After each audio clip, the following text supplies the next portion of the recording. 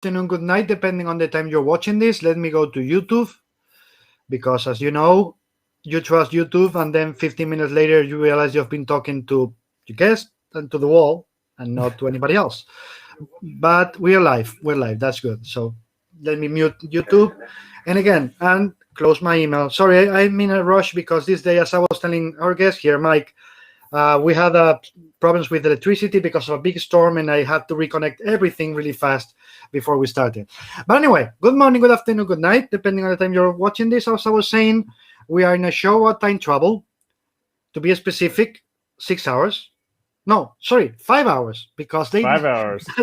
see daylight savings happen in the US, but not in Europe yet. So we're traveling again. How is everybody? I hope your day is better than mine's been up until now. Until now. And how are you, Mike? How's things? Things are good. Things are good. It's a sunny Friday afternoon here in New Jersey, and things are good. Send us some of this. Well, no, it's usually Yes. the other way around. Okay, just to stay in the middle. How's things for you? How's everything? You know, is the situation getting better with vaccination and all that, or you're still everything is crazy around and you just want it to stop? I would say it's a mixture of good and the usual kind of worry that's been very prevalent with the virus here in the States. We had some good weather last week, which everyone got excited about, and feeling like the end is near, and also more and more people are getting vaccinated, which is also a good thing. But you have certain states that are opening up completely, which makes people nervous, and also you have the signs of a possible another surge, which is coming. I know. Europe is experiencing something like that right now. So Spain is really good. Spain is really good, but the rest of Europe, is already in the fourth wave. So we are really worried here. We're taking really strong measures with Easter, because everybody wants to travel in Easter. And right. as you said, some state wanted to open. So, the government and the Ministry of Health said no. Every state has closed borders. You can't travel like in most states because look at the rest of Europe. Exactly. Yeah. So I think it really depends on where you are geographically, where things are individually with people, with your own family. So, we know we're not out of the woods yet over here, but there have been signs of hope, and I think kind of a realization that we are heading towards the end. Yeah, the light at the end of the tunnel. This is something that we're finally all seeing, right? Right. Imagine I'm your doctor. My name is Victor Frankenstein. This is my syringe. I just pop two into you, or one, depending if it's Johnson and Johnson or the other, whatever, and the rest of the wall. I'm feeling good today, and I'm going to give to everybody. So, I just popped it into everybody. We're free. This is over. Good. What's the first thing you could do that you've been literally dying to do since Jesus, 1 year? I know. I was talking about this the other day with my wife. First, live music. Just going to see a concert would be top on the list. Being able to bring my daughter to the movies again would be another thing, and going to see a sporting event live. Those three things I think would be fantastic, and also just the kind of the smaller scale things, like just getting together with your extended family and not having to worry about masks or how close you're sitting to one another, or who's been vaccinated and who hasn't been vaccinated. Just kind of resuming normal life with your loved ones is high on the list. Absolutely. Do you miss conventions at all? Yeah. San Diego, New York, Baltimore, Chicago, all regular places that we would visit throughout the course of the year. Totally miss that. And then, also the announcement of San Diego being canceled this year, certainly not surprised, because it's the largest scale convention anywhere. but just disappointing because I feel like at that point in time, maybe not fully out of the woods, but I think we'll be in a good position industry-wise. And it would have been nice to kind of convene there and to kind of reconnect. But that's okay. We'll make 2022 at San Diego a bigger party. But they're doing it in November, right? I'm sorry? They're doing it in November. No, I didn't know. Yeah, in the same announcement, they said they weren't doing it in July. They said they were going to do it in November, less days, like 3-day event, but that they are going to do the show in November. So that's good news. Considering I should get my news from you. Trying to play it safe, right? What? I should get my news from you. No, that was in the announcement. Well, that's good news. Of course, I'm sure that'll compete a little bit with New York Comic Con, but so be it. But are you really feeling? Literally, I'm asking this to everybody. Are you feeling like getting into the Javits in October if they do it? I don't know. I love Lance. I love the guys that read. I love the show. I love New York, and I miss New York like you can't imagine. Same. But it's when they tell me Javits, I'm like, well, that was a morgue. That was the place when they put the ICU, the hospitals. Like, it needs the Javits. So it's like, do you feel like being San Diego? I don't have that problem because it's really open. And they do a lot of stuff outside, as you know. Exactly. But the other thing is like you have to be in the Javits for 4 days, cramped with people. And I'm like, I don't know if I feel like doing that this year. Yeah, we'll have to wait and see, I suppose. Yeah, I guess so. Yeah, but even just like, with my company, half of us are here on the East Coast and the other half are in LA. Mm-hmm. And it was normal for me to travel to LA at least once a month, for business. I haven't been there in over a year now, 15, 16 months, which, is really unusual for me. Mm-hmm. And, I wonder when things resume, how often I'll go back because, this type of communication, or Zoom or, meeting virtually has become so commonplace for business meetings and creative meetings that it could take the place or, not completely, but, perhaps partially of what used to be traveling for business. I honestly don't think so. Especially in your case, not in mine. In mine, I guess I can do it this way. But in your case, there's something that in physical meetings, you can solve 15 things in 2 minutes just by talking to each other, seeing each other's face, like bam, bam, bam, bam.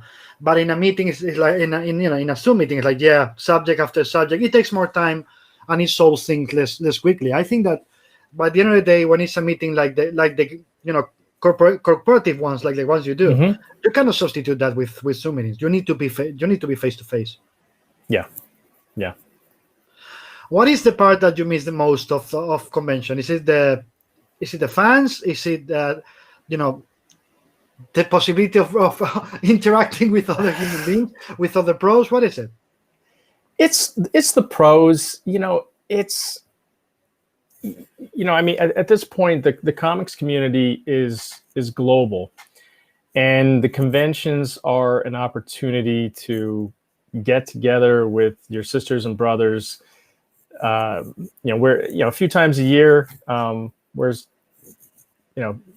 usually we don't see each other at all. But the conventions mm-hmm. are a place for all of us to come together, and it's people that I used to work with 20, 25 years ago, or it's the person I met last year that I just started a book with, or it's the person I'm going to be doing a book with next year mm-hmm. that I meet for the very first time at a convention.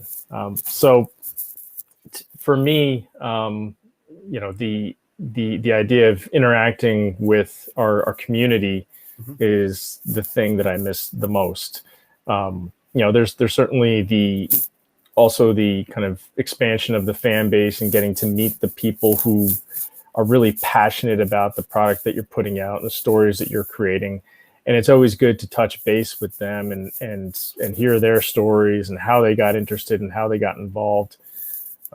But for me, first and foremost, it's the community, it's the comic industry and missing the team. Mm-hmm. What is the made you fall into this trap? I mean, start working in comics. Why? Uh, Why? Of all the possibilities you have, decide to be a masochistic asshole like we are. Hi, masochistic asshole here. Did you do it? Why did you do it? And why I you're still doing it? I mean, growing up, I was always a very big reader, and I was into things like science fiction and fantasy, whether it was Star Wars or uh, GI Joe or Dungeons and Dragons. So comics was kind of always an area that I was interested in. I enjoyed watching Super Friends on TV or the Batman show. But when I was around 10 years old, I got to meet my future stepsister and stepbrother. My mom and their dad started dating. And when I went to their house, I went into their living room, and there was more comics in this living room that I had ever seen in my entire life. And it was probably maybe like 300 or so. But it was all Marvels, X-Men and Spider-Man and Avengers and Conan, a little bit of DC, just like New Teen Titans. But to me, this was like this enormous just world that had opened up in front of me. And I always look forward to going to their house, because I would go there and I would just park myself on the couch with the stack of comics, and I would read through them, and I would ask my stepsister, who's this guy? And she's like, oh, that's Nightcrawler, And so I got to become a fan that way. And my kind of love for comics soon surpassed that of my step siblings. My collection got bigger than theirs, and it really kind of just became my life. It was my everything. Specifically, X-Men. X-Men was my big passion, my big love, and growing up, I wanted nothing more than I wanted to be Chris Claremont. I wanted to become the writer of the X-Men one day. So that was just kind of this track that was created in my head that I put myself on, and started traveling down this track. And why are you? And what makes you want to stay?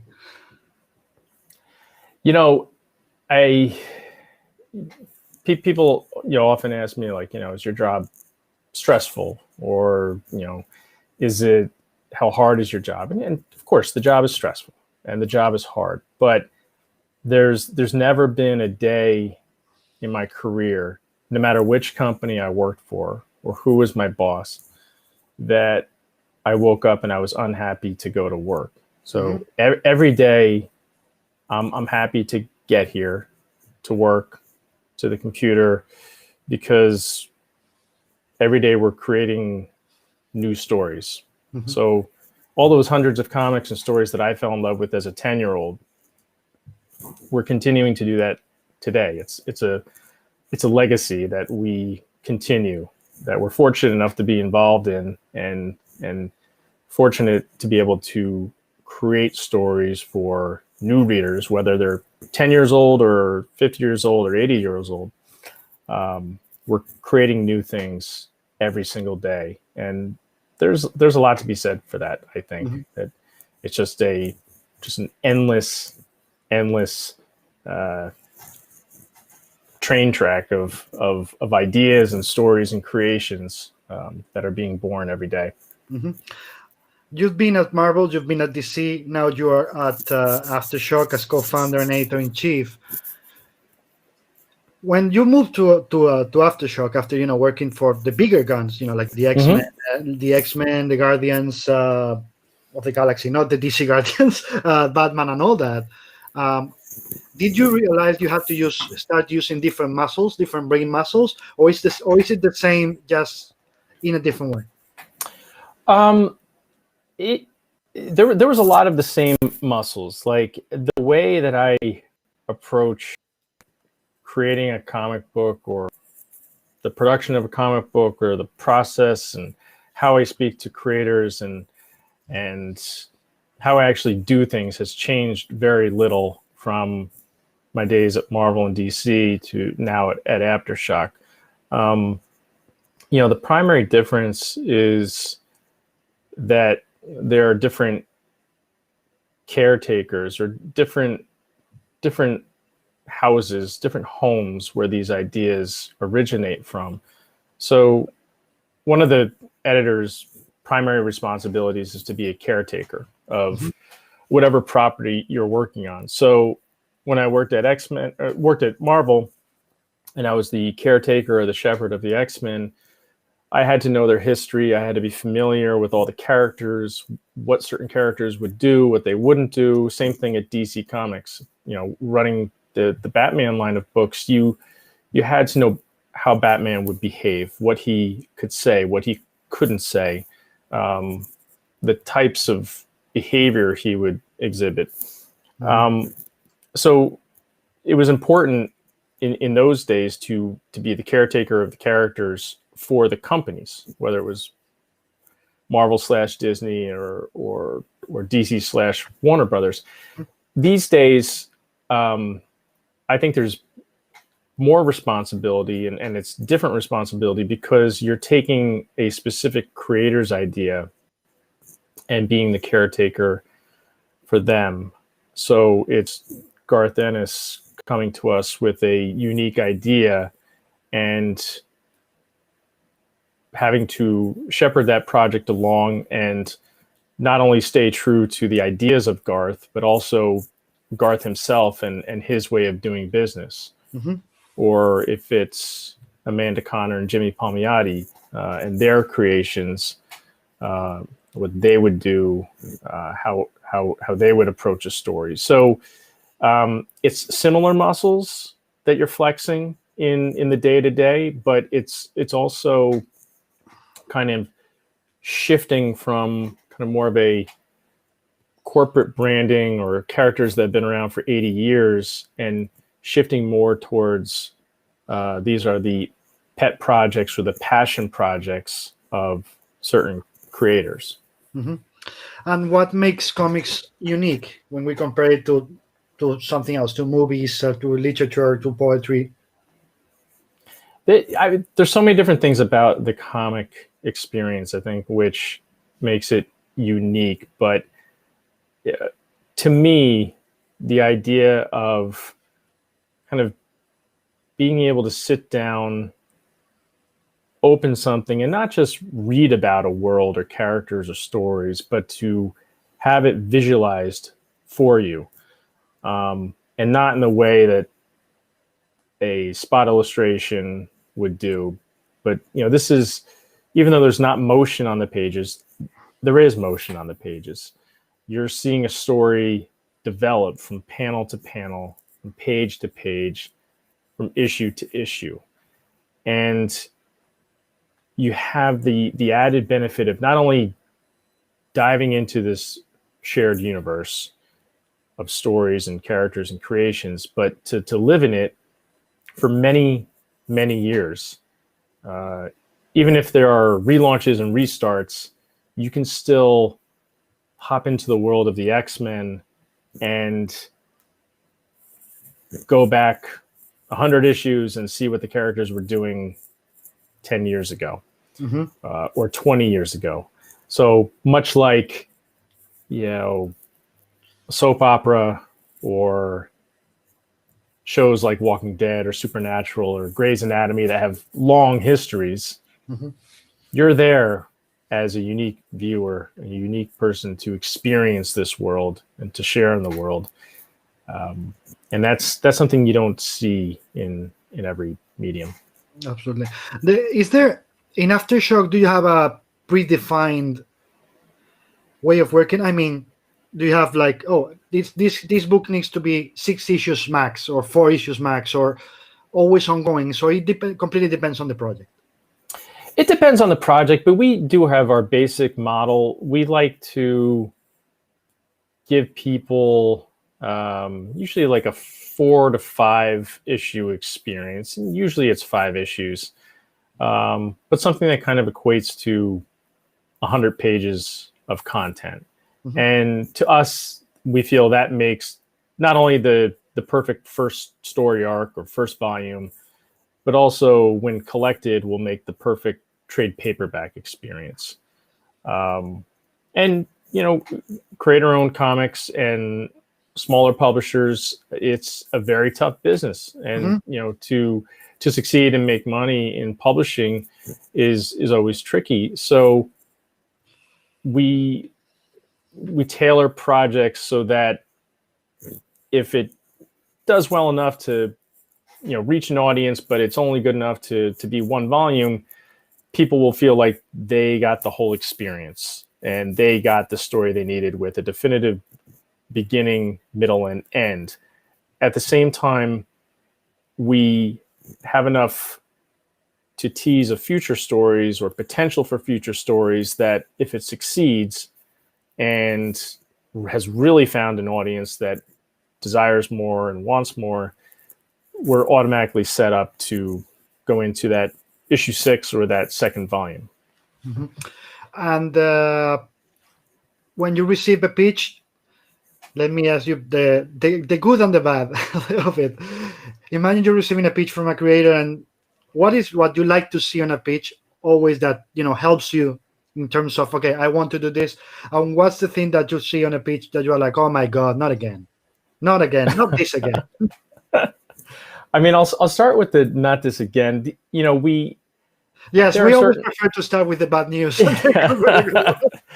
Yeah, there are certain tropes, certain things that will continue to come up, and a lot of times it's not so much the writer's fault. It just happens to be things that are kind of in the air at the moment, and you'll see patterns. You'll see all of a sudden we receive 10 pitches in 1 week about cults, or a few months later it's 10 pitches in a row about different takes on vampires.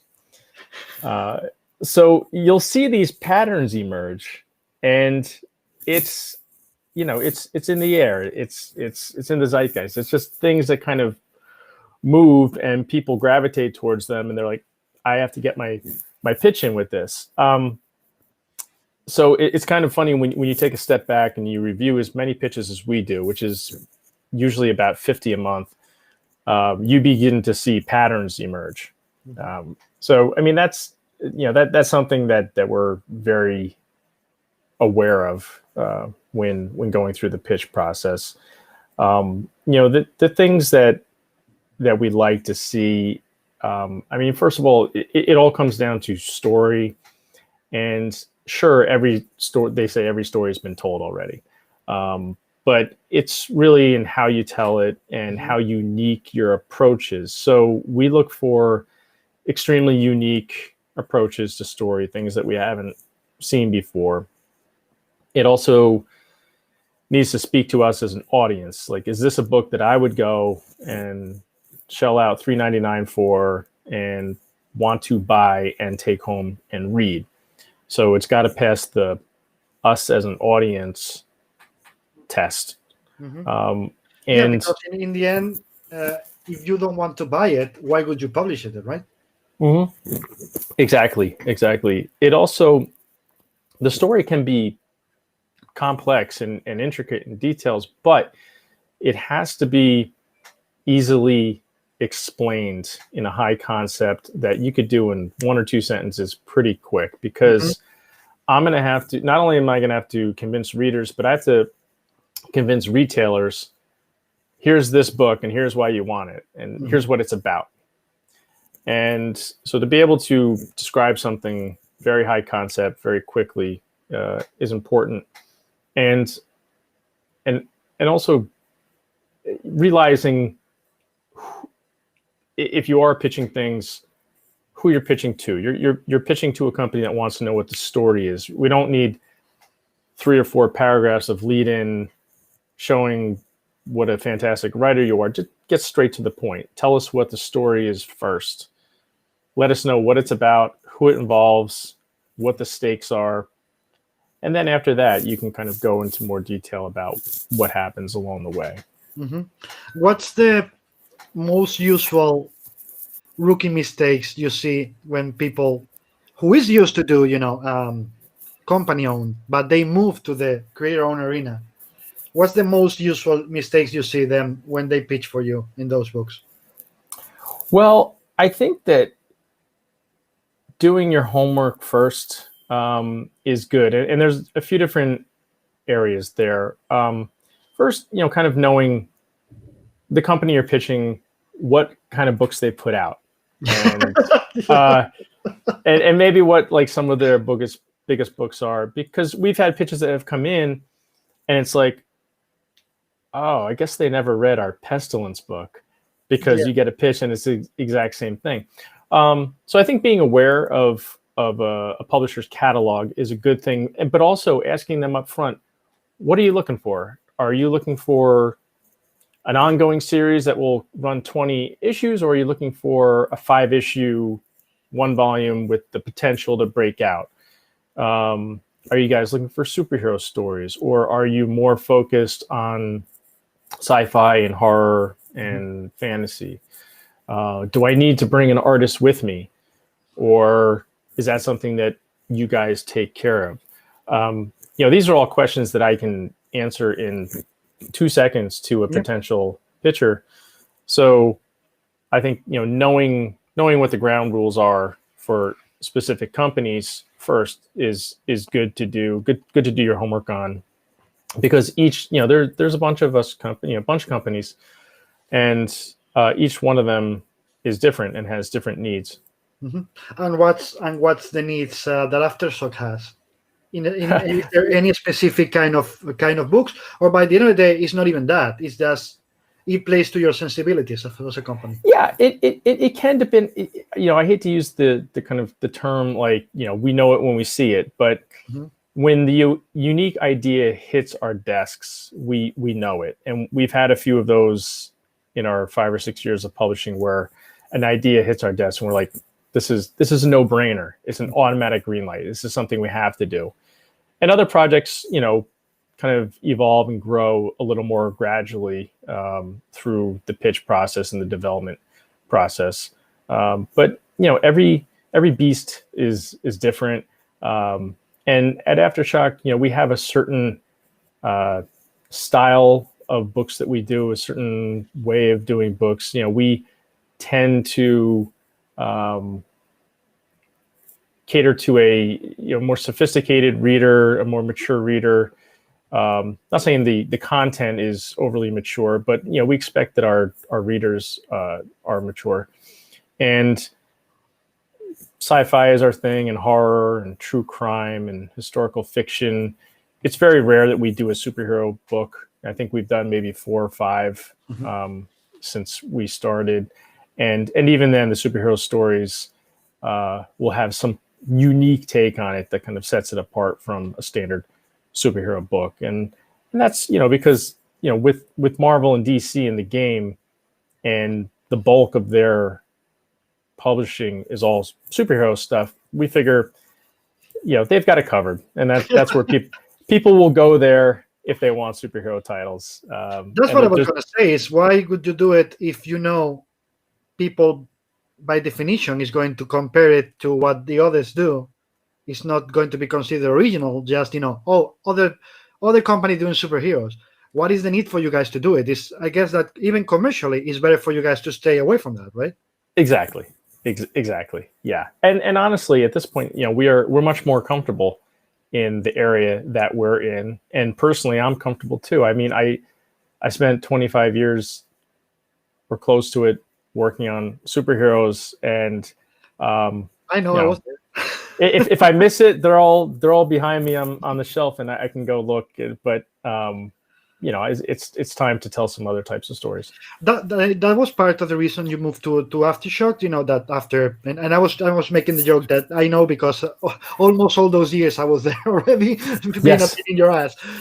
So, do you need something new? I mean, did you need to just expand as an editor? Because again, it was 25 years, and not only 25 years. You were in the top, group editor, senior editor, whatever you're gonna call it, executive editor, even at Marvel. Other bigger books, even like the X-Men one side and Batman in the other. So there's got to be a feeling of, I've reached the top in a way, so now I need to do something else.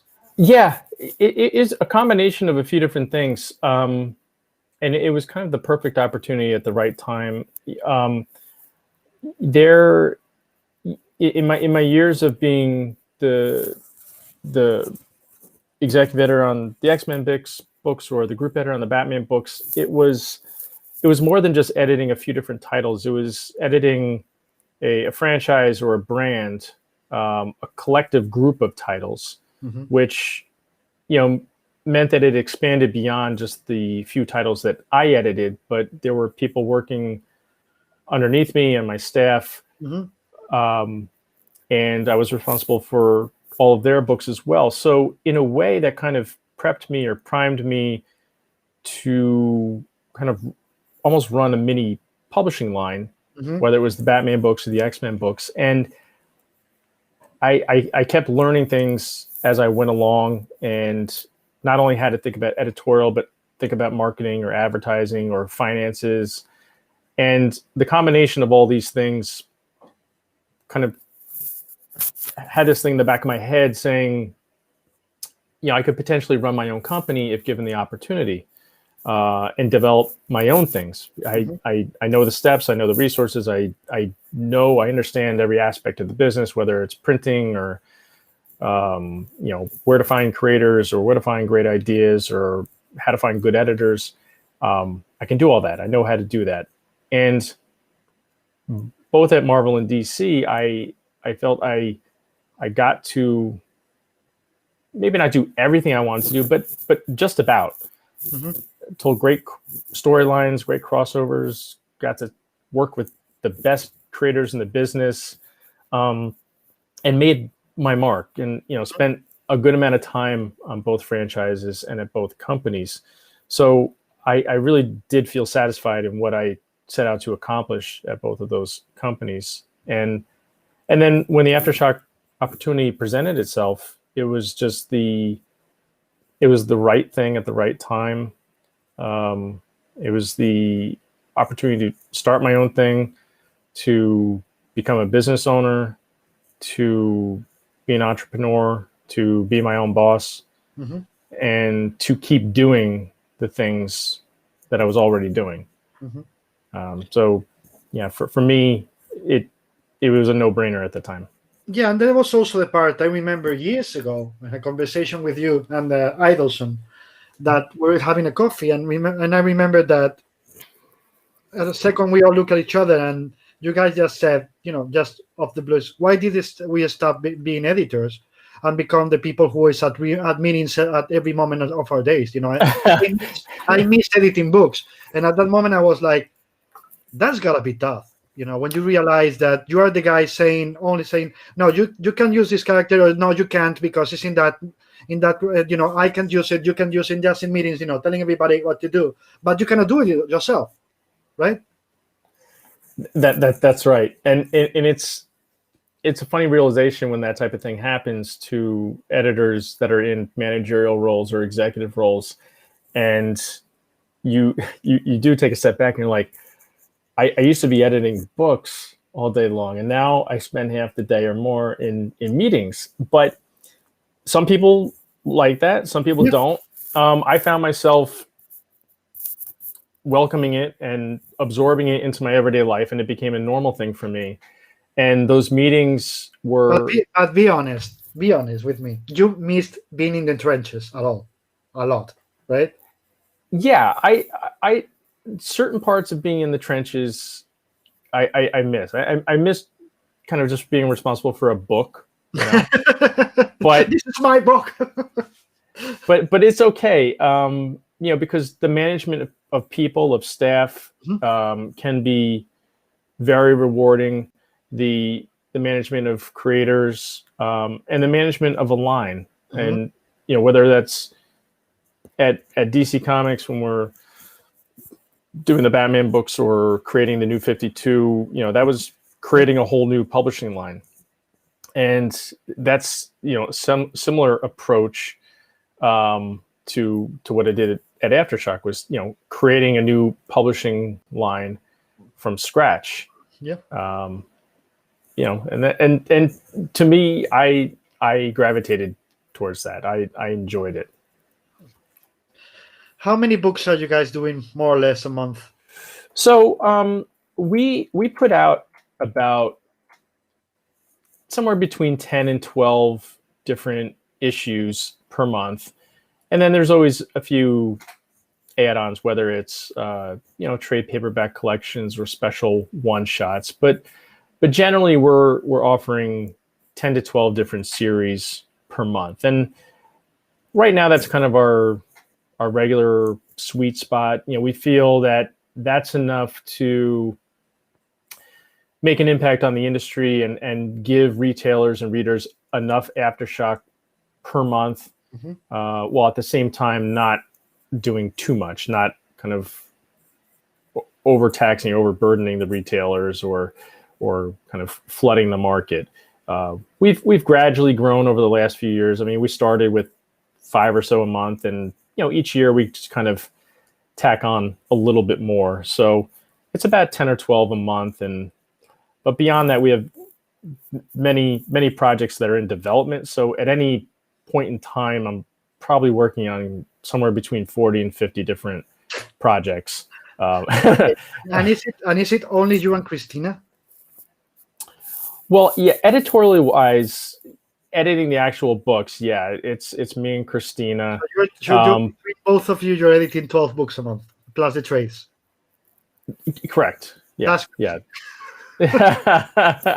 Yeah. I mean, creatively, Joe Pruitt, our publisher and chief creative officer, is very active in our acquisitions. Him, myself, and our president, Lee Kramer, the three of us are kind of the creative acquisition people. And Joe does quite a few special projects on his own anthologies and special hardcover editions and some upcoming art books that we haven't announced yet. But yeah, the actual physical editing of the monthly floppy comics is primarily Christina and I. Again, that you're crazy. That's a lot. Have you ever thought as a company about the possibility of killing the floppies, killing the monthlies and going straight to graphic novels, or that's something that doesn't work for you guys? I would say that we're always open to experimentation and trying different formats. The floppies are very important to us and for our bottom line, and it's been an important part of our business model from the get-go.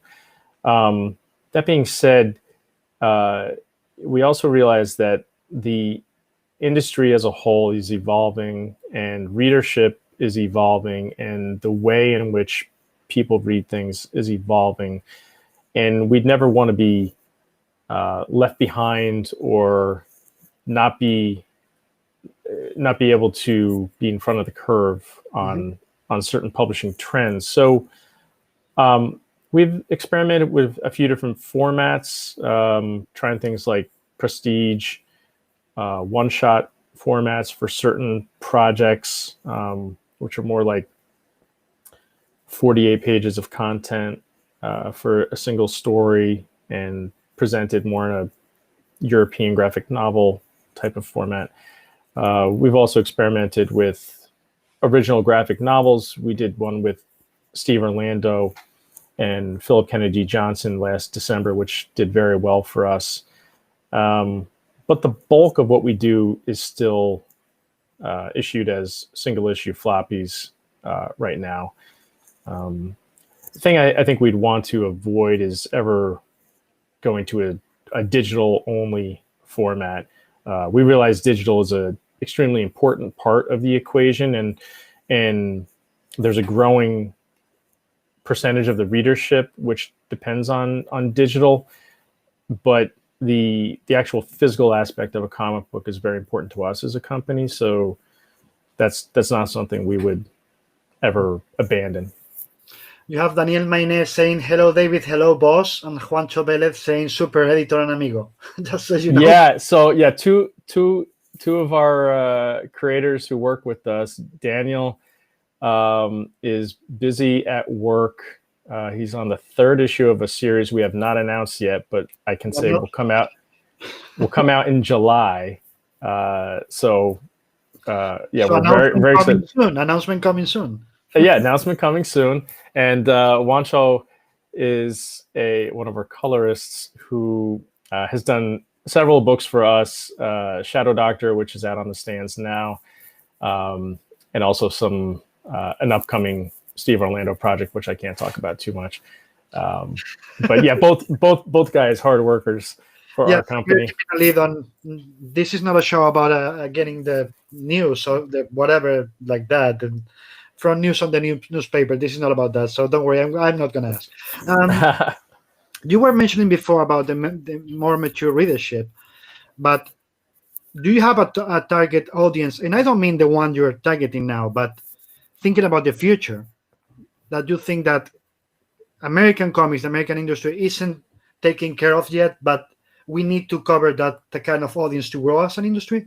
And you think that Aftershock is working in that direction? I think that we have that new reader that we haven't discovered yet in mind when we're developing our projects.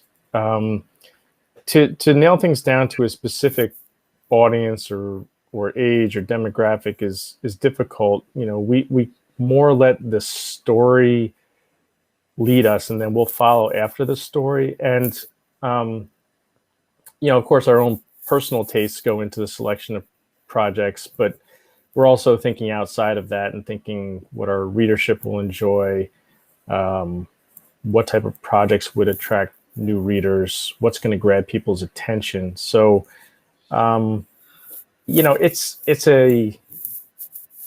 a mix of different strategies and different approaches to how we acquire projects and the type of people that we're looking to get them to. Mm-hmm. I hope that answers your question.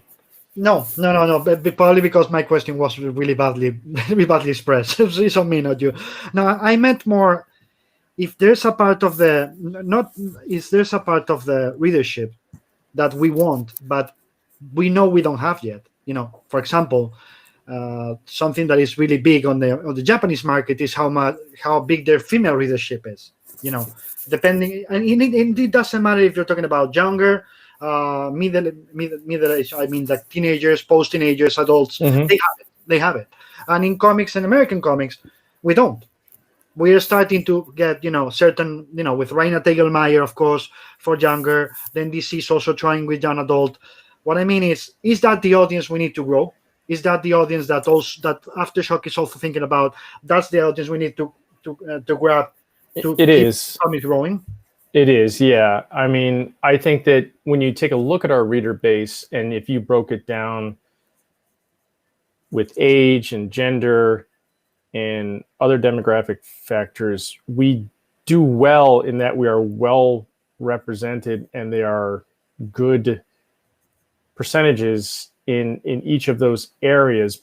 But what we're missing is that next level mm-hmm. of the audience. And it's certainly, like you said, people who have discovered Raina's books, or who know what a graphic novel is, are familiar with it, go to the library to get it, or go to the store to get it, who enjoy reading graphic novels, but still haven't realized there is this comic book world out there, which essentially we're doing the same types of stories, just slightly different formats or ways in which they're presented. To get that audience to convert to comic books, mm-hmm. I think would be a huge thing for our industry. And it's happening little by little. And I think a lot of us who've been here a long time didn't think we'd have those people who come in directly through graphic novels, but there they are. And it's so many people have said it's the fastest growing section of the bookstore, and to take that growing audience there and just kind of push them into the comics area and be like, hey, we're doing a lot of the same thing and sometimes better. Yeah. That would be a huge thing.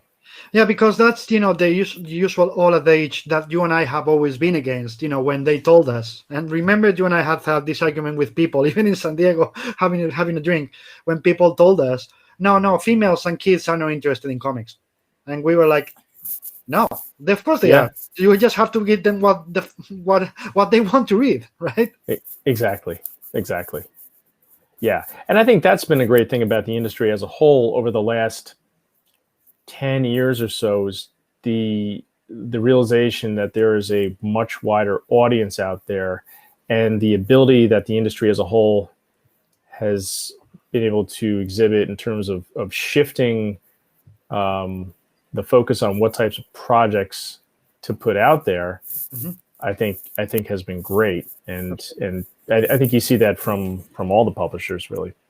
Absolutely, and if I always say the same, if Braina and Dogman can sell 1 million copies, the potential is there. It's just the usual Kevin Costner field of dreams. If you build it, they will come. That's right. That's right. Daniel Maynard says, "Yeah, super secret project. I hope so. If he's your boss here, so I couldn't spill it." And it says, "Questions from Mike: What does a comic book editor read when he's not reading comics or comic pitch projects?" I read a mix of things.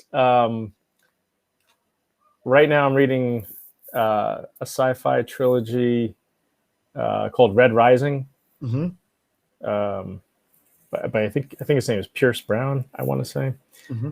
If I got that wrong, I feel bad. But yeah, sci-fi is a big thing for me. Fantasy is another big read for me, and then nonfiction that deals in the areas of conspiracy theory and esoteric and supernatural things, ancient civilizations and UFOs and that sort of thing. By the way, is Pierce Brown? I just googled it, so you're fine. You're fine. I'm all right. Good. I didn't embarrass myself. So you're more a reader of non-fiction or fiction? A mix of both. I usually try to go from one to the other. I'll do one nonfiction, then switch to a fiction. Mm-hmm. And his second question is, which was the first story you read and enjoyed, which made you fall in love with comics? It was X-Men, Uncanny X-Men Annual 4, which is called Nightcrawler's Inferno.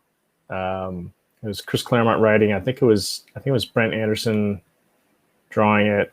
Mm-hmm. And it was a story which involved Belasco, the demon, and the X-Men traveled to Limbo. And it kind of loosely followed Dante's Inferno a little bit. Mm-hmm. But it's also the storyline where Ilyana Rasputin, Colossus's younger sister, went into Limbo as I forget, 6-7-year-old, and she emerged as a 13-year-old. And to me, as a young reader, this was a pretty crazy concept, because up to that point, Ilyana had been a very minor supporting character in the X-Men books, and suddenly this story kind of catapulted her into this new role, this new persona, as when she became magic. And there's been so many stories told since then that kind of started right there. So to me, that was the first story that kind of made me fall in love with comics and the X-Men. Mm-hmm. Okay, I want to see if this is a common trend in Aftershock or not. What do you think of the Fantastic Four? The Fantastic, like in general? Yes, because Christina hates them, so that's what No, I hates them. Otherwise, he doesn't like them. Let's say this. I've always enjoyed the Fantastic Four. I think they're a tricky group of characters to write. I don't think they're as easy to write as the X-Men or the Avengers, which essentially it's just like a bunch of different characters thrown into a bag, and a bunch of stories will come out of that. With the Fantastic Four, even though there's been different variations, for the most part, you're dealing with 4 characters. So that remains kind of static and unchanged. And it's also a family, which is a very unique dynamic as well. So I think they're tricky to write well, but under the right hands, the John Byrne stuff stands out to me. Tom DeFalco's run stands out to me. I like the Fantastic Four. Christina. I was. By the way, I have a Tom DeFalco here on Monday, and he had really nice words about you. He did. Yeah, the moment I mentioned you, I was going to have you here on Friday. He said the most amazing things about you. I think the world of Tom. There's a bunch of people that I kind of owe getting started in comics to, and Tom has a good part of that, a good portion of that. Because when I was 21, I was an intern at Marvel Comics, and I wanted nothing more than just to grow from being an intern to an assistant editor. And at the time, the editor I was working for, Nel Yomtov, he had an opening in his office. The assistant editor he had was moving on to a different role, and I wanted to fill that role. I wanted to become, the next assistant editor. But I had this tricky thing. I still had a semester worth of college that I had to finish. And my boss, Nell, went to DeFalco, who was the editor-in-chief at the time, who was the big boss at the time. And he said, I really want to hire Mike on as my assistant, but, he still has this semester of college he's got to finish. And, Tom and his Tom way, he was like, that kid better finish college, but if you want him, he's yours. So Tom gave approval, and the rest, I guess, is history. But Tom was a big part of my early growth at Marvel, and at that point in time, Tom was the big boss, and Tom was very intimidating. He was a force to be reckoned with. You didn't want to mess with Tom. If Tom was coming down the hallway, you kind of took a step to the left and just let him pass. You didn't want to be in Tom's, gun sight. But then about 2 years of me being an assistant, Tom moved on from being editor-in-chief, and he went full-time freelance. Mm-hmm.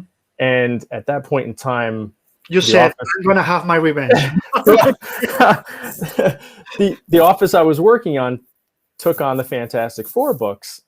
So Tom suddenly went from being the big boss to being our favorite creator. And we were editing the Fantastic Four books, and Tom was just like, he was the freelancer. And it's funny how he went from being kind of that intimidating boss figure to being like the fun uncle. Like, and when Tom would show up at the door, it was just a good time. He'd come in, he'd tell a few stories. It was hoo-ha. And, mm-hmm. it was a much different Tom. And actually when Tom went freelance, I think he was, he seemed much happier. Yeah. He was telling me the other day, and you could see it when he was mentioning, the time when his stint as editor-in-chief was over, that, I was finally free. In a way, like, I didn't know if I wanted to be free, but the moment they gave me my freedom, they were like, oh, so I'm free. Good. He started enjoying it without knowing he was going to enjoy it that much.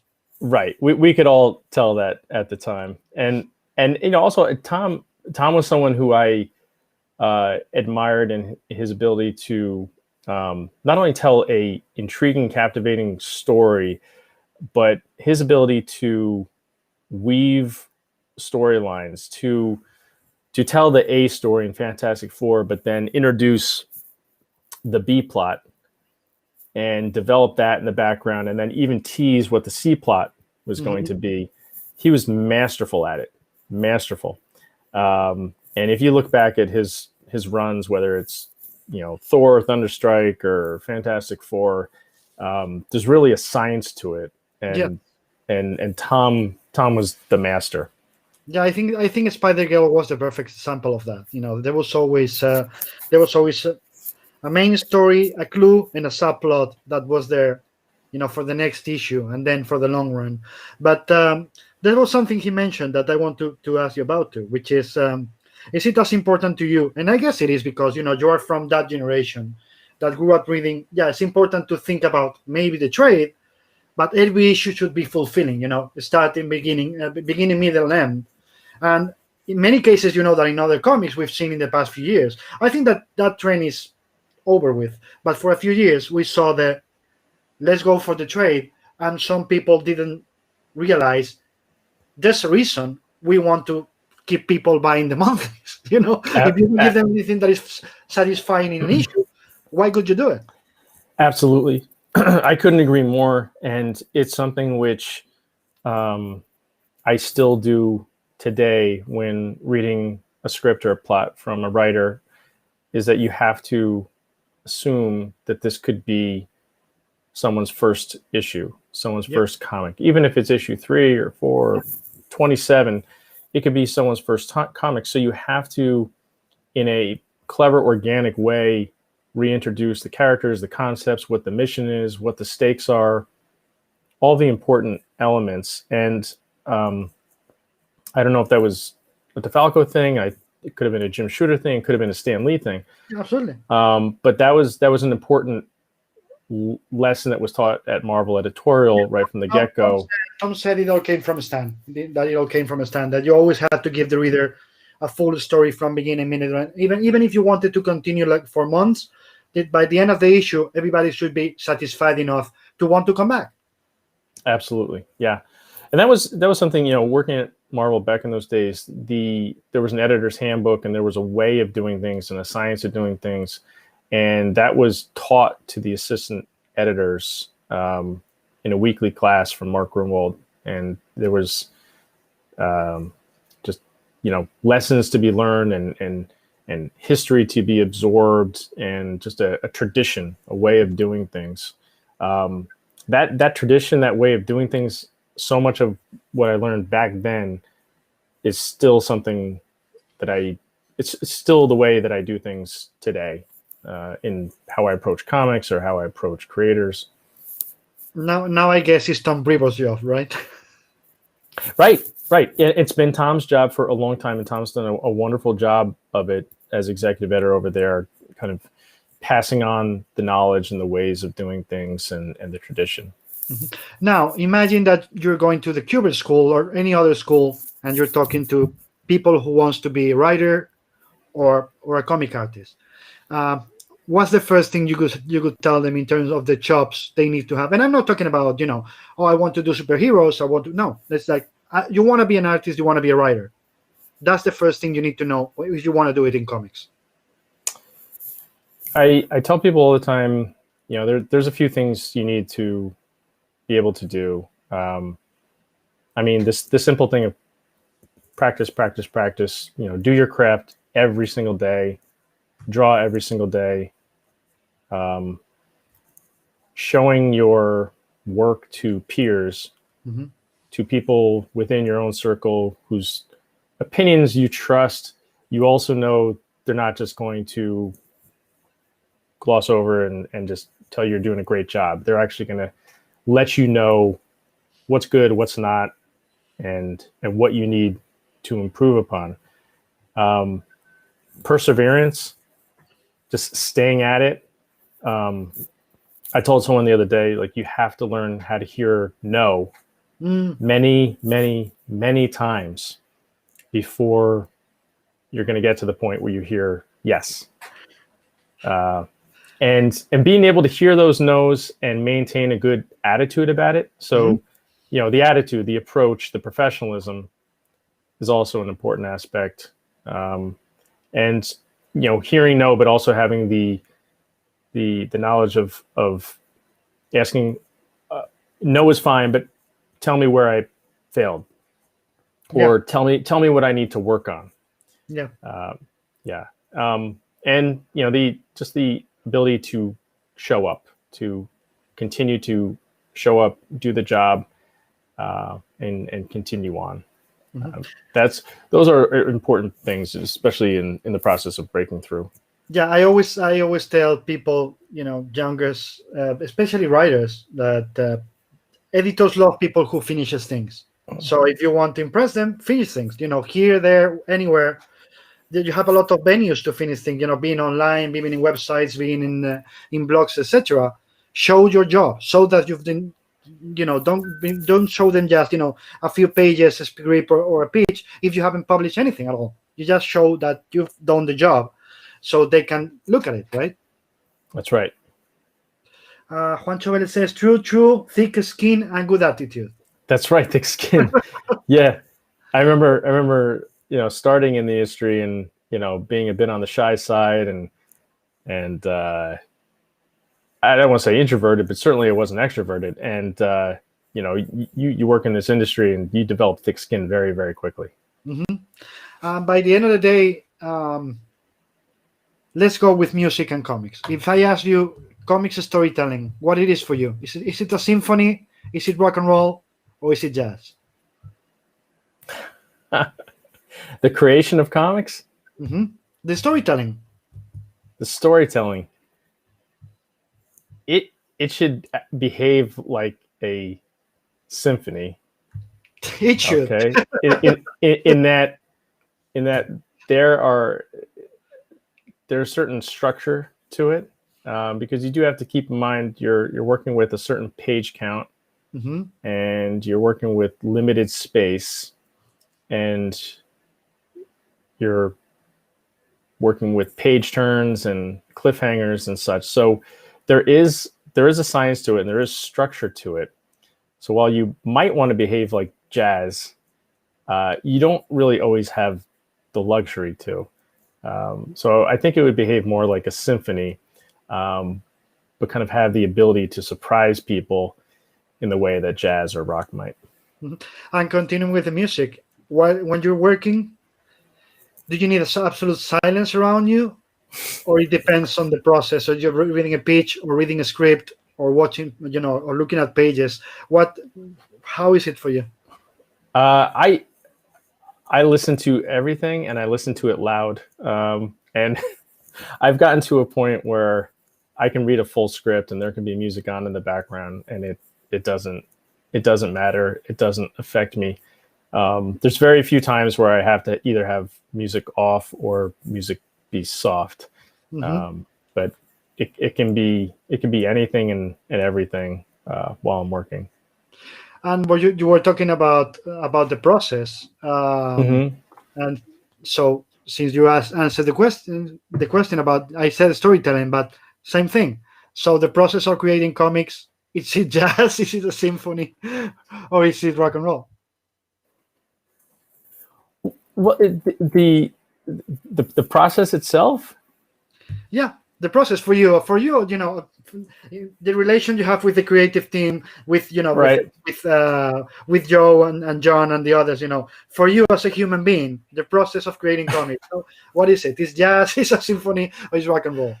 It's developed into such a rhythm that it's more like electric dance music, like just like ding ding ding ding. It's there's a steady beat to it, and at times there's some unexpected things which come into the mix that you have to deal with, but for the most part it's a steady rhythm. Mm-hmm. And I think that's what you have to, at least as an editor, you kind of have to establish your weekly workflow into a specific type of rhythm, a certain type of beat. Otherwise, it'll get the best of you, and it'll take control. So you got to take control of the work, not have the work take control of you. How important are page turns for you? Page turns are important. Depending on the story. I think that there are certain times in a storyline where you do need some type of surprise or reveal or kind of the unexpected, and in that, a page turn can be a very effective tool. And it's a subconscious thing. It's a person reading a comic is not consciously thinking like, okay, I'm turning the page, there's going to be something that I haven't seen yet. but that's what happens. But even more important than the page turn, I think, is the cliffhanger or how you end an issue. Mm-hmm. Because I tell people this all the time, the comics medium, we don't have the luxury of being a Netflix show or an Amazon show where when the episode ends, the next one begins in 5, 4, 3, 2. Okay, that doesn't happen. You're waiting 30 days for the next installment of a comic.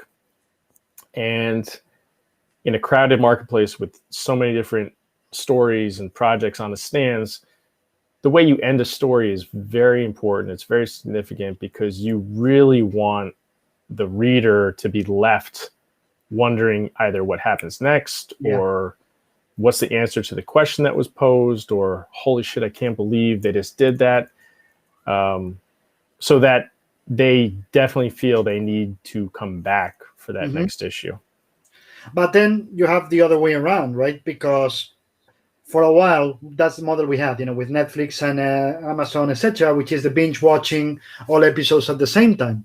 But now HBO, Apple, Disney are going back to the old model where TV shows are once a week. So you need a strong cliffhanger if you want to do, at least if you don't want to do one-off. If you wanted to do Law and Order, doesn't matter.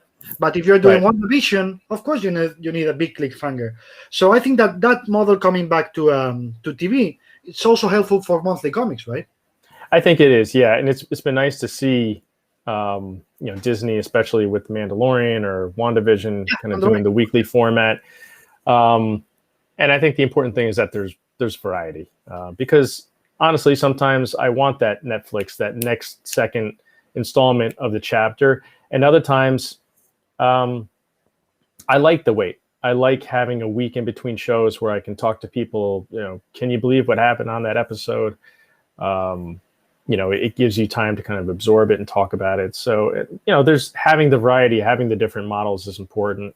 And that's also, the way that you see things done in comics too, where there's the issue by issue audience, and then there's also the people who wait for the trade and want to read it in one sitting. Or even, when I get asked about, if the monthlies are going to disappear, I always say the same thing, which is, would you want the weekly TV shows to disappear, or the movies? Why can't we have? There's people who's gonna like, month by month, loving the cliffhanger. Some people that's saying, nah, I want the 100-page straight paperback or the straight graphic novels, slice of life, 230 pages. Well, why can't we enjoy them all, right? Exactly. Yeah, we can. Let's hope so. Drink and Draw Costa Rica says, from working at DC and Marvel and now Aftershock, is there something you decided not to bring to Aftershock, something you could fix at Marvel or DC? I would say that maybe not something specific that I didn't bring with me or that I felt needed to be fixed at Marvel and DC, but what ends up happening is at a Marvel or DC, large companies, large corporations, committees, there's a lot of people in the mix, and they're all there for important reasons. But what ends up happening is that, because of large committees or things taking time to be approved or decided on, good ideas that are born on a Monday can evaporate by Friday, just because there's not that immediate quick decision that can be made. And I find that at Aftershock, where we're intentionally small and we're not a large company, there's only a few people that are involved in any one decision. And fortunately, we have a great working relationship with all of us and great rhythm on the team, that if we do have a good idea on a Monday, we can implement it later that afternoon if need be.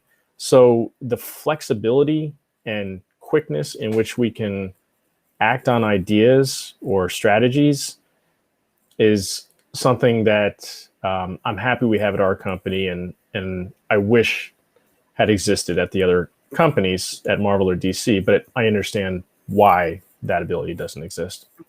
Do you think that comics have any limits in terms of the stories they can tell? It depends on the publisher and what you're trying to set out to do. I mean, certainly there are limits to what big corporations like Marvel or DC can do, in that, you know, they are concerned with a certain demographic, a certain age range, and also responsible to shareholders and things like that. So, you know, there are limitations to the types of stories they can tell, and I think that's okay.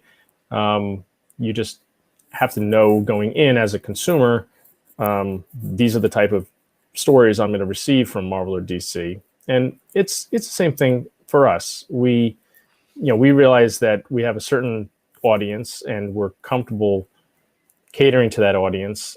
And that just means that, we're not at this point in time doing extremely younger readers projects, or projects that would be extremely graphic and mature content. You know, we have a specific type of story that we like to tell.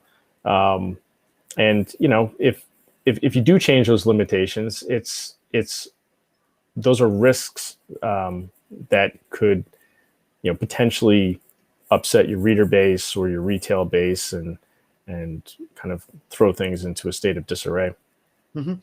By the end of the day, if I ask you, what is the genre that Aftershock hasn't still touched, you know, in terms of, or received the pitch that you felt, okay, we have to do it, but you are still waiting to like dying to get, I don't know, Western or something like that. I'm just making this up. That just say, we still need to touch that because I love that genre. Well, sports. Or you already have done it, but you love the genre and you want to repeat it. That's why I don't care. Well, sports is something, you know, in the Far East, in manga or Chinese comics or Korean comics, Japanese comics, there are so many different stories which revolve around sports and which are extremely popular. And it's baseball, it's volleyball, tennis, you name it, like everything under the sun, netball. And that hasn't happened that much in the Western audience, or in the US specifically. And I would certainly like to explore that more. And I'm not saying that you have a story be entirely about sports, but if you take something like Friday Night Lights, which had football as a backdrop, but you had so many interesting storylines and characters, I think I'd love to do more of that. We had a graphic novel last December with Steve Orlando and Philip Kennedy Johnson, which sat in the world of mixed martial arts. And I think that was a great first attempt for us in doing a project and a story that revolved around sports. But I think that's just the tip of the iceberg. I think there's so much more that we could do. Are you more of a structure guy or emotion guy? And I mean with this, when you're reading a pitch, what is the thing that tends to instinctively, not even thinking about it, instinctively drive you to the story? Is it the emotions, or is it the structure and the way the story is told? I would think it's a mix of both, but more something that I would call flavor. If a project has a certain type of flavor to it, and if it's a flavor that's unique and one that I like and one that I want to keep coming back to, that's the type of thing that pulls me in the most. And what is the thing that, as a reader, you'd like to see, not from Aftershock, because that's what you do, but what you'd like to see the industry do more? For you as a reader, I'd like to read, and no, you can't tell me sports, because that's the thing you want. You want to do in Aftershock, but something this is not something that we could do now. This is not our field, between brackets, but I could see in the rest of this industry. I would like to see more of this. Content wise? Yeah. You know, Content might format, sound, anything. Honestly, it's free. yeah, Whatever. yeah. Well, I think romance comics are something that were incredibly popular and huge in the 40s and 50s, and again, if you look to the Far East, insanely popular genre and does extremely well. But I feel like in comics, not that there's a taboo against it, but there's almost like a, kind of a laughing about it, like, oh, that's not going to work. But Yeah, why wouldn't it work? about for comics for females and comics for kids. Yes, they can keep saying it, but the audience is there, right? The audience is there, absolutely, absolutely. If you have readership which is gravitating towards the type of books that Raina puts out, I think you could also find a large group that would gravitate towards romance. Coming of age, the type of stuff that Raina is doing is incredibly popular. But I think we could do the same thing with romance and sports. Yeah, this is something that I've been advocating for a long time. The return of romance comics. I think that's another one of those legs that we're missing. In Right. comics to keep growing. And the other day, I don't remember who was the creator or editor I was talking to about, because it's 174 in 7 months, to be honest. And so I don't remember, but the phrase, and it stuck with me, was, for a while we had comics for a certain age. It was, kids, when superhero comics were more devoted to kids. Then you had comics for adults, but you don't have anything in the middle. So we lost a lot of readers. But now, bit by bit, the thing that you guys at Aftershock and other publishers are doing is you're covering those gaps. So everybody can, starts from Dogman or Raina, then goes to superheroes, and then goes to you guys, because you are not Vertigo, right? That's not your idea. It's mature, but not that mature. You stay, in a way, you think you stay in the middle of those ages, of those age groups? I think, the bulk of our publishing will, but you'll see us expand a bit, maybe even be on the lookout for an announcement coming soon. That could speak to this a little bit. But there's such a growth area in other age ranges that it's kind of silly not to explore those areas. Juancho Perez tells you 75% of Comixology is romance manga. It would be great to see something more Western too in romance. Absolutely. I agree. Where do you think Aftershock is going to be in 5 years in terms of your publishing line? Our publishing line, at this point, we've put out close to 100 different projects, 100 different passion projects from different creators. In 5 years, that amount will more than double. At that point, we'll probably have closer to 300 new ideas that we'll have put out to people. You'll see a gradual expansion of the line. You'll have great ideas from people that you and I have never heard of as of today, but 5 years from now, we'll be telling masterful stories. There has never, ever been a greater time as an editor or publisher in terms of fantastic artists being out there and available in the world. There are so many great people, and each project that I start on, I would say 75% of the projects we do now are with artists that I'm just working with for the first time. Mm-hmm. And they end up being such fantastic experiences. So, growing our creator base is something else that we'll see within 5 years. There's been big interest in the properties that we've created with our creators in terms of film and television. And that's never our first goal. Our first goal is always to create good comic books first. But seeing how there's such interest in taking the ideas we've created and pushing them to the next medium, to see them on the movie screen or on TV, has been just a real refreshing eye opener for our company. And I expect that 5 years from now, we'll have several things on the air or, being able to stream, which is really exciting. So I expect great things within the next 5 years.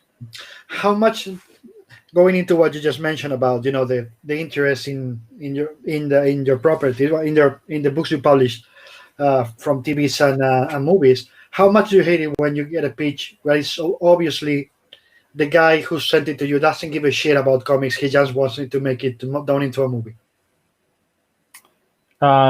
It's so we have a pretty complex and intricate process in terms of reviewing pitches and what makes a good Aftershock comic.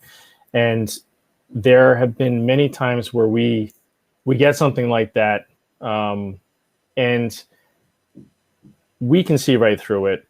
And if we can see right through it, our readers are going to see right through it. And something has to make a great comic book first. And that's been something that's come up in a lot of our creative meetings, as just kind of like a mantra. And it's easy to see why some people would pitch that, because they're like, oh, I want to become the next Robert Kirkman, and they think it's as easy as 1, 2, 3, but it doesn't happen that easily. Robert worked for a long time to get to where he is now, and he really earned it. And there aren't really those overnight success stories.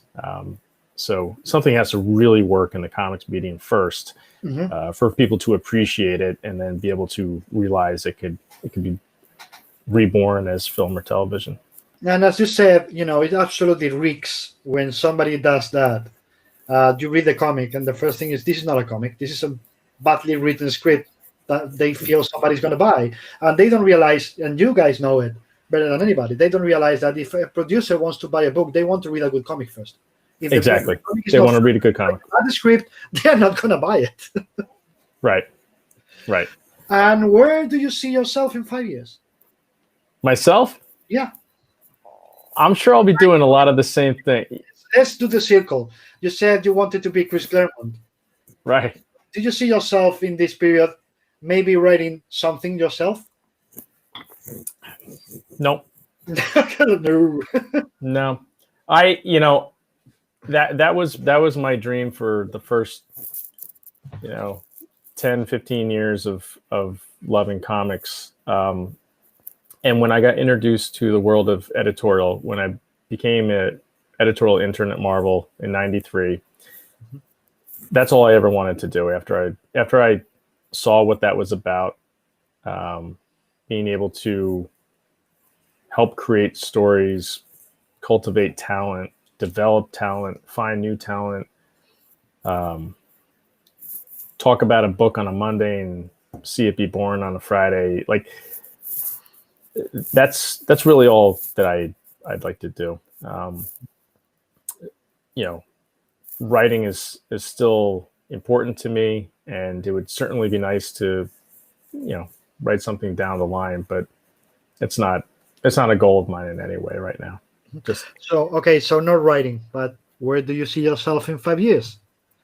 How do you think you would have changed as an editor and in your goals in that time? I'm sure the goals that I have now, in terms of acquiring great projects, are going to be similar, but the company will be bigger, our brand will be bigger, our footprint on the industry will be bigger. So I imagine that I'd like to maybe give up a few of the titles I edit, and maybe hire on a few additional editors, because along the years my role has become more administrative and executive, and I never want to fully give up the creative, because that's what makes me happy, waking up every day and coming to work. But I do imagine that I'll I'll have to shift more in that direction. Yeah, but knowing you will always keep a couple of books for yourself, right? Do you see yourself literally giving up every single book, or you see yourself like, at least a couple books are going to be mine. Leave me alone. I want to stay in the trenches, as I said before. Right, exactly. I'll need to stay in the trenches. Yeah. There is one thing that I believe defines a company, which is, the covers. It's the way to more easily distinguish what a company wants to be compared to others. So when you guys started thinking about how the covers were going to be in Aftershock, what would define the company for the readers? The first thing you see, the first image, the first impact. What were those guidelines that you thought we need to have this so people instantly know this is Aftershock and this is what we want to be? We took the approach of, just a very iconic, graphic, memorable piece of artwork. There's a few different ways to approach a cover, and there's kind of the pinup shot, kind of the baseball card type approach, the poster type approach. That's not really what we were going for. And then there's also the very strict story approach to a cover, which is a lot of the classic covers from 40s, 50s, 60s from Marvel and DC. We were somewhere in the middle of that, but I guess leaning a tiny bit away from the story and kind of more towards the graphic approach, the memorable approach, and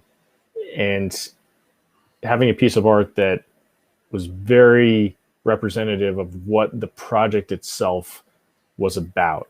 So it can really be different from project to project, and depending what the creators really want the book to be about or to speak about, that can determine how we approach the covers. And also, choosing the right people to work on the covers. There's a certain type of artist that we really try to go for in our cover approach. And then the 101 of Mike Marts. If you want to know Mike Marts and somebody asks on Wikipedia, Mike Marts, these are his favorite characters, what would they be? Comic characters? Yeah, well, or any other, whatever. You're free. You choose. Well, people know I love Dragonlance. It's like it's a Dungeons and Dragons fantasy setting with a bunch of novels. Like I'm a hardcore Dragonlance geek. Star Wars is a big thing in my life. The Harry Potter books, Tolkien, and if film and TV, define my tastes, I think, more than comics these days, especially TV. And there's so many good things to choose from these days. But bringing it back to comics, to me, the two big franchises I worked on, previous to Aftershock, Batman and the X-Men, are really the reasons why I got into storytelling and why I got into comics, and those still remain my favorite pop culture characters to this day. And now now and last, because we are in 1 hour and 29 minutes, and the 101 about Aftershock.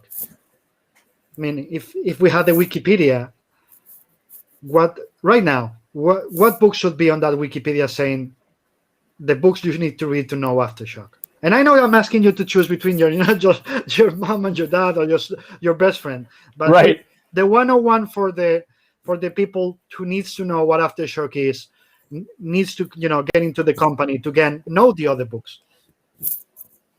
Well, in our company's existence, we've had a few kind of long running hits. Animosity is probably, or was, our longest running title at 28 issues with one series and 10 issues at with a spin-off series. Marguerite Bennett helped us really solidify the company by making that our first breakout hit. Baby Teeth is a close second with Donnie Cates and Gary Brown. That will be concluding this year, and we'll have gone 20 issues, and that's very much indicative of what an Aftershock title is like. Then you have, Garth Ennis has done has added so much to our catalog. So things like Jimmy's Bastards and A Walk Through Hell are very important titles to us. I think Cullen Bunn also has added a lot to our library, specifically with Dark Arc as probably the biggest title that he brought to us. And then there's been other small breakouts. This past year we had a book called We Live from the Miranda brothers, who are both from Spain, and that was a project which we acquired maybe 2 years ago, based mostly on the artwork that we had seen, and we thought this will most likely be a good story. But we were amazed at not only how great the artwork was, but how captivating the story itself was, and it just caught on so well with the readers that it became a breakout hit for us. So that's just a small handful, but we have many children at Aftershock, and they're all my favorites. That's why I said I'm about to asking you that. No, but it's funny because Christina mentioned exactly the same story, the Miranda Brothers one, as the surprise breakout hit that you loved. You didn't know what to expect, and when it became that breakout hit, you guys loved it because it was the unexpected one, right? That's right. That's okay. Right. And that's always the best project to put out. The one that you feel will do moderately, but ends up being a breakout. And answer this question without answering it, which is, when can we expect the next big announcement from you guys? I said answer without answering it. So of course, don't tell me which one the announcement is going to be. Right. But when can we expect the next big book or big announcement from you guys to come? So we want to keep people, waiting for it and looking for it. Within like 2 weeks or so, we'll be talking quite a bit about some topics that you and I spoke about earlier, just in terms of expanding the demographic. 2 weeks. You've been warned. Don't say that we don't love you guys. Anyway, thank you so much, Mike, for being here. I love you. I missed you. I hope to see you really soon. Same. I know. To all of you, thank you. Have a nice weekend. Wear your mask. Be kind to people. We're still being vaccinated. Let's not risk what we've achieved. As we said before, the light that is at the end of the tunnel. Let's just be patient, okay? Love you all. Have a nice weekend. And next week, on Wednesday, we have with us Mr. Scotty Young. Take care. Nice. See you all. We're off. Have a nice weekend.